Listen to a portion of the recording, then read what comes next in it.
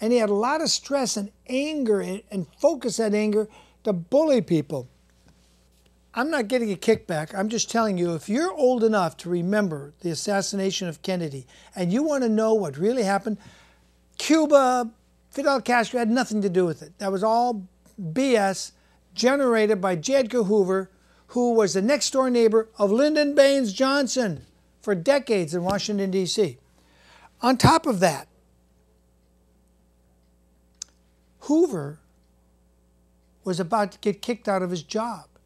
He was past the mandatory retirement age that they had in effect back in the 60s. And he needed a waiver from the Kennedys. So he needed something they could twist Kennedy, and Kennedy didn't like Hoover. Solution.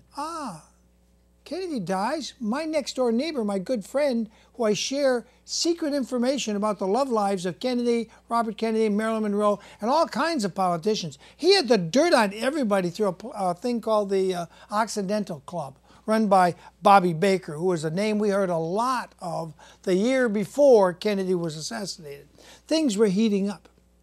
The one thing I haven't figured out is why Kennedy, John Fitzgerald Kennedy, knowing some of the dirt on LBJ, knowing LBJ hated him, knowing Hoover hated Kennedys, and Hoover was exerting blackmail on the Kennedys, knowing all this, why did Kennedy go to Dallas at all?